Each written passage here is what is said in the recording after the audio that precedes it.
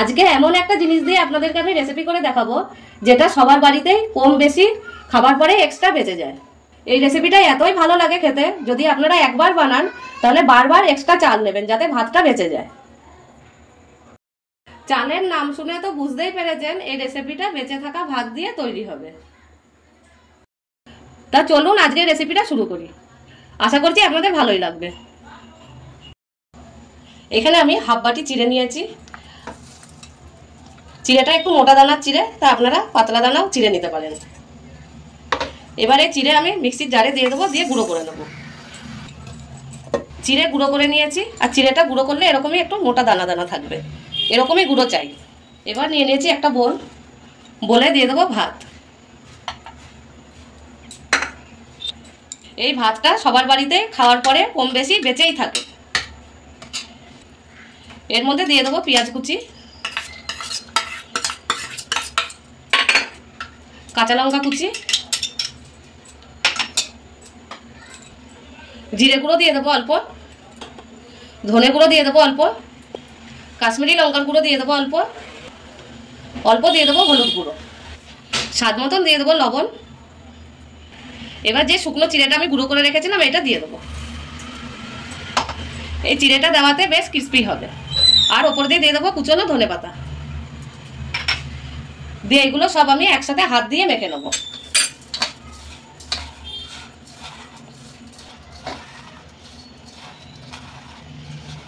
বেশ ভালো করে চেপে চেপে মেখে নিতে হবে, এটা কিন্তু আমি জল দেবো না। মেখে নিয়েছি। এবার একটু যাতে চটপটে হয় তার জন্য দিয়ে দেবো লেবুর রস।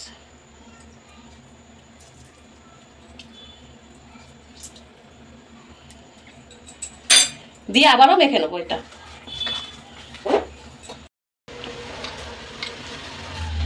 আর এটাতে আমি কোনো রকমের জল ব্যবহার করিনি। আপনাদের যদি দরকার পড়ে তাহলে অল্প জল দিয়ে মেখে নিতে পারেন, কিন্তু জলটা লাগবে না। যদি একটু এরকম চেপে চেপে মাখা হয় তাহলে বেশ ভালোভাবেই মাখা হয়ে যাবে। লেবু দিয়েও মেখে নিয়েছি। এবার এই মিশ্রণটার থেকে অল্প অল্প নিয়ে নেবো, দিয়ে হাতে গোল করে নেব। এরকম গোল করে নিয়ে দিয়ে হালকা হাতে এরকম চ্যাপটা করে নেব।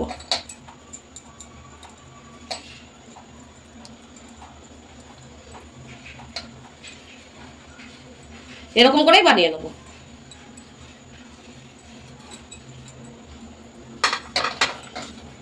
আবারও আমি নিয়ে নিলাম অল্প মিশ্রণ, দিয়ে আবারও গোল করে নেব। দিয়ে এরকম চ্যাপটা করে নেব।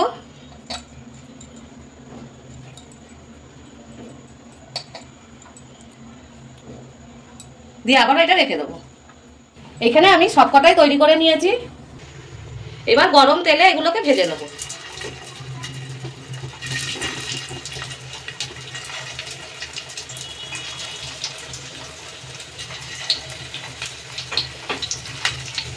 একবারে সবকটাই দিয়ে দেবো আমি।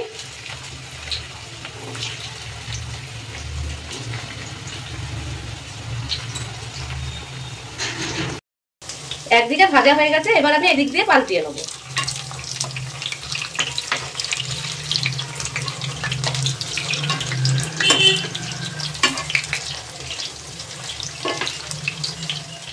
কালারটা দেখুন গোল্ডেন ব্রাউন হয়ে এসেছে।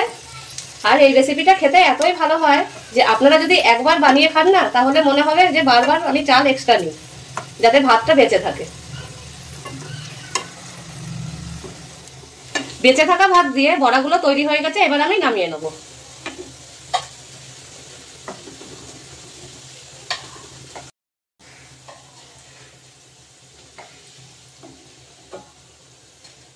কতটাই ভালো লাগছে দেখতে দেখুন। আর এটা মনেই হচ্ছে না যে এটা আমি ভাত দিয়ে বানিয়েছি। আজকের রেসিপিটা যদি ইউটিউব থেকে দেখে থাকেন আর আমার চ্যানেলে যদি নতুন হয়ে থাকেন তাহলে চ্যানেলটা সাবস্ক্রাইব করে দিয়ে পাশে থাকবেন। আর ফেসবুক থেকে দেখে থাকলে পেজটাকে ফলো করে নেবেন। এইটা আমি কাসুন্দি দিয়ে দিচ্ছি, আর এটা কাসুন্দি দিয়ে খেতে বেশ জমে যায়। একটা আপনাদেরকে আমি ভেঙে দেখাচ্ছি।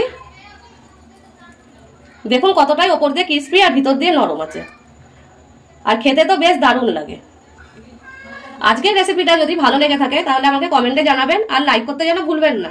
চলুন দেখা হচ্ছে আবার আপনাদের সাথে নতুন একটা রেসিপি নিয়ে।